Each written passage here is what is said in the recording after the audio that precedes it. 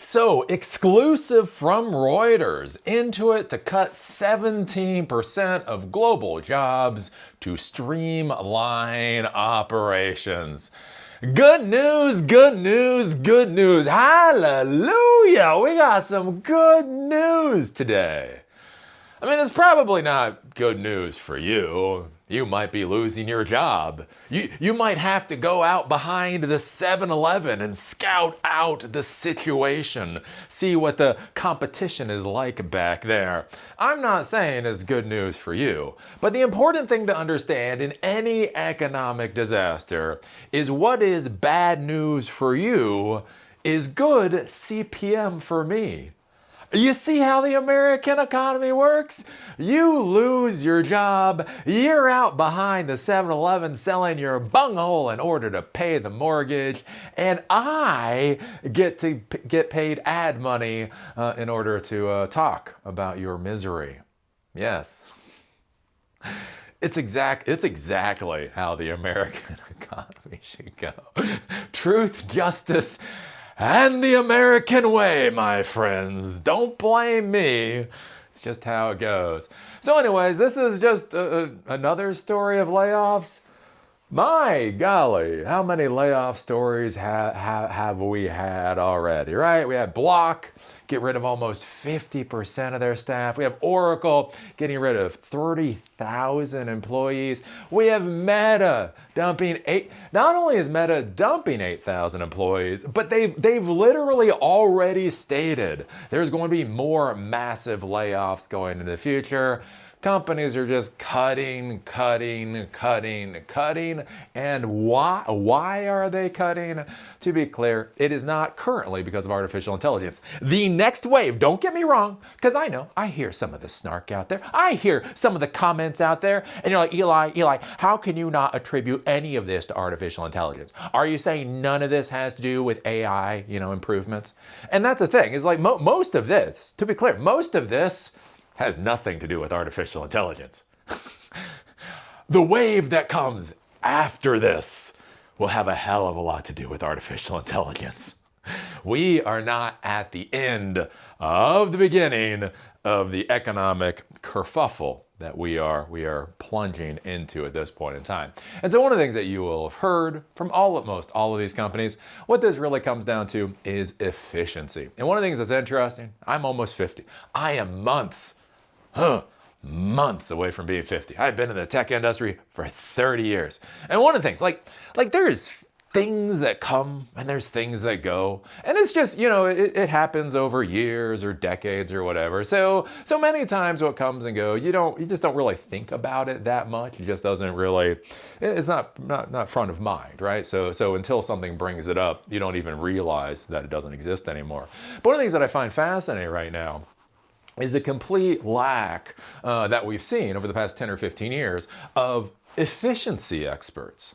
Right? I had friends of mine, again, 20 years ago, who were efficiency consultants. Everybody that I knew that dealt with the corporate world. Right? Oh no, the efficiency people are coming next week.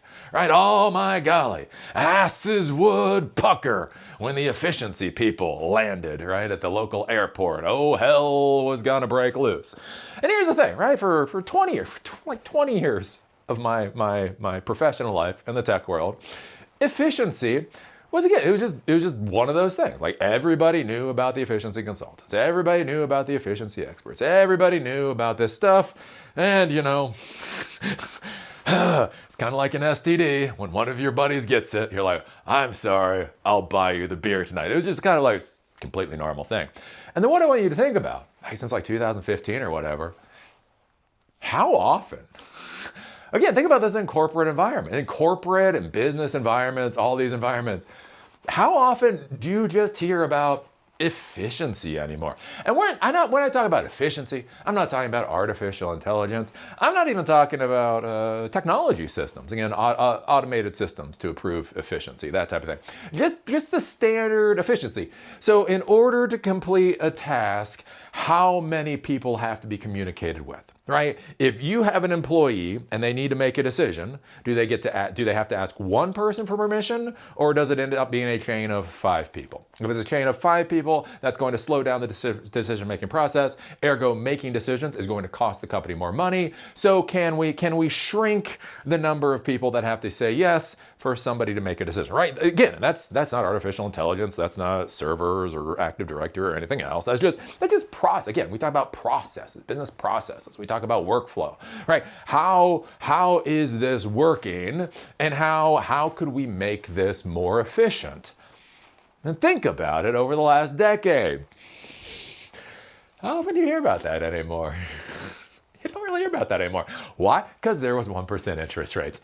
Who gives a crap about efficiency when money is so cheap, right? I remember I was having beer with an incredibly wealthy person one day, and he was like, Eli, money is so cheap right now, you gotta do something with it.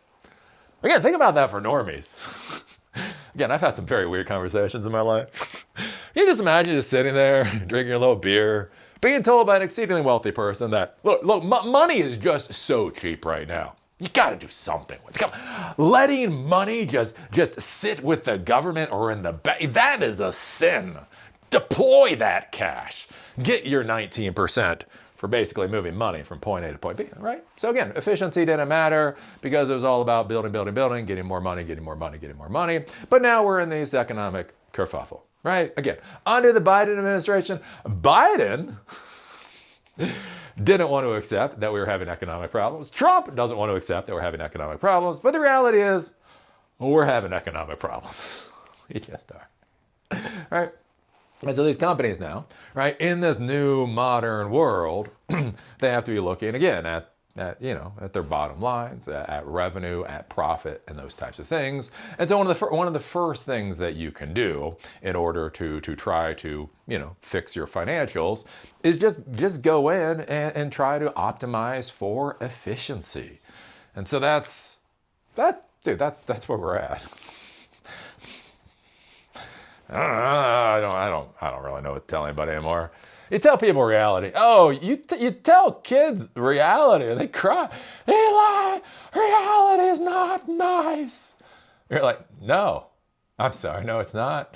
I don't understand the comment though. I mean, the comment is 100% correct. Reality is not very nice. I don't understand what I'm supposed to do about it though. May 20th from Reuters. Intuit is laying off about 17% of its workforce, or about 3,000 employees worldwide, to streamline operations and sharpen focus on its key bets, including its AI efforts.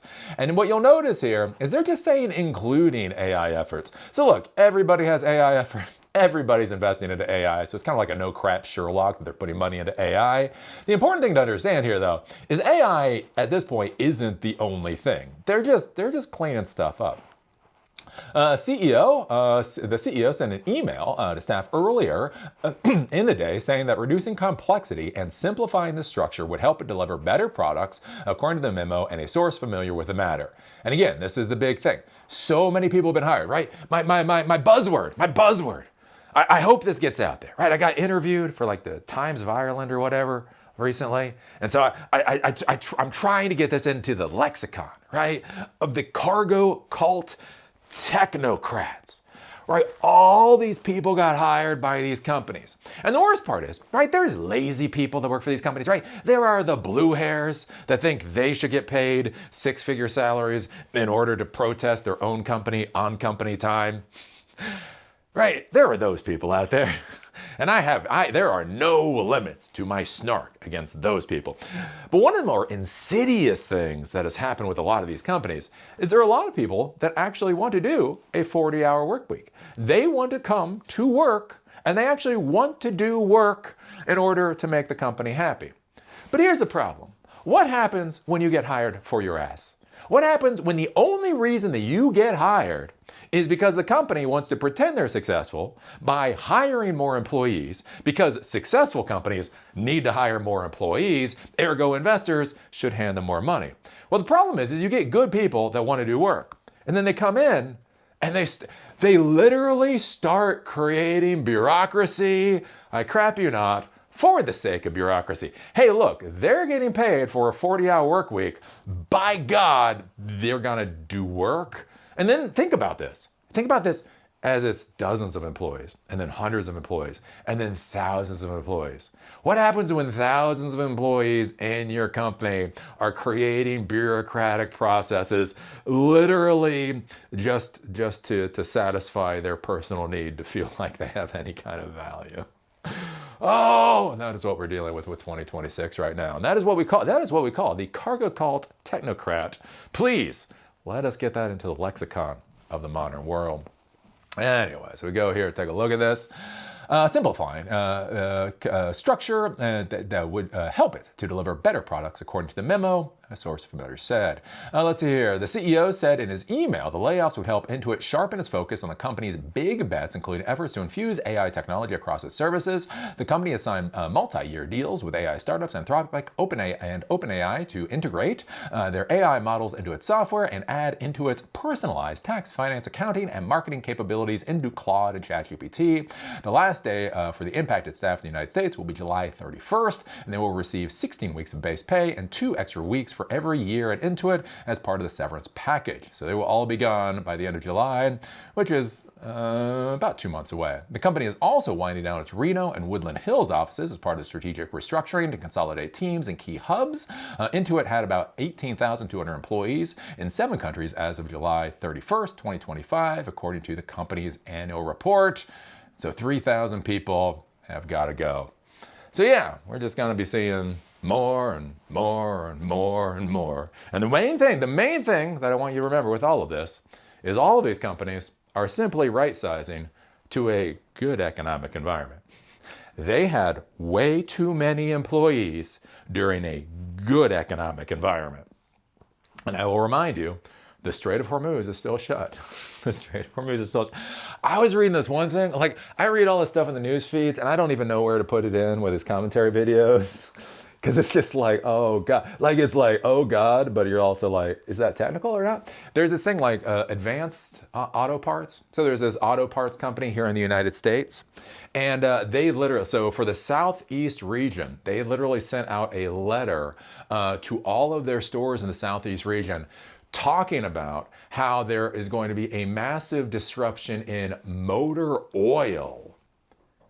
Crap you don't even think about, right? Gas, you know about that. Diesel, you know about that. Airline, aviation fuel, you probably heard about that right now. Have you thought about, DW or 10W30 or 10W50 motor oil? Have you thought about what happens when you go to get your oil change and they literally do not have oil for your car? And literally, I think it's Advanced Auto Parts. You can do a Google search on this to find it. They were talking about how they're expecting in the next few months that there's going to start being shortages and that they are simply going to run out of certain motor oils. And so they're trying to explain to their staff basically how you can substitute different motor oils. Like, yeah, you're supposed to have 10W30, but really 10W50, that'll work for you. Oh God, this is gonna get nasty. So anyways, just remember with all the stuff currently going on with Intuit and Block and Oracle and all of that, they are right-sizing for a good economic environment, and by no means are we anywhere near a good economic environment. So when all of this stuff is done, after this, they're going to have to right size to a bad economic environment. And then after that, or maybe during that process, then they're actually going to be implementing AI and automated solutions. So we're going to, if I had to put a bet on this crap show, we're looking at about another year and a half. We're looking at about another year and a half of Eli, the computer guy, coming on about every day or two saying, look at these thousands of people that are no longer going to have jobs. So anyways, I don't know, something to ponder and think about. The other thing to be thinking about this too, like with Intuit, is remember a lot of these companies, have remote offices. So in the news and all the focus has been this whole work from home versus return to office, right? That's been the big focus. One of the things that gets left out of that particular conversation is satellite offices or remote offices, right? So this is basically where these companies, they go to an area and they create an office for 50 employees, 100 employees, 200 employees, or whatever else, right? These are not vital offices. They don't have to have them. But, the idea is, oh, look, in this particular area, we can probably hire about 100 people. We want an office for them to come to. So what's going to be interesting for a lot of communities is what happens when those satellite offices go away. It's not just simply that the layoffs occur, right? Okay, we're going to lay off these people. But once the layoffs occur to such a degree that those satellite offices no longer need to exist, what's going to happen to those communities? Again, think about this for these technology professionals. Six-figure salaries means taxes. Income taxes based off of six-figure salaries, property taxes based off of the housing that six-figure salaries can buy, business taxes, a lot of that kind of thing. And that's kind of considered like the future stuff. And so what happens when your Intuit satellite office closes, or your Oracle satellite office closes, or your Dell satellite office closes? What are going to be the ripples and the ramifications of those in communities? I think about this with here in Asheville, where I think it's going to be a crap show at a certain point in time. So many people that have moved here, again, are remote workers. So we don't have a lot of satellite offices here, but we have a lot of remote workers, people that are making well into the six figures, right? They're making San Francisco salaries, they're making DC salaries, they're making New York salaries, but they moved to Asheville. And that's caused a lot of economic issues here. One of the interesting questions is, what happens when those jobs go away? What happens when those people get laid off of jobs? And there's nothing here that's equivalent. It's like, oh, you're making $200,000 a year? Yeah, well, we have warehouse workers that make like 45. You could do that. You might be a manager making 60. Right? There's that massive disparity there. Anyways, what do you think? Put your thoughts down below. If you like these episodes, do remember they're on Spotify and on Apple Podcasts. A link for that is in the doobly-doo. Also, if you want to follow me on LinkedIn, a link is down there too. With that, see y'all later.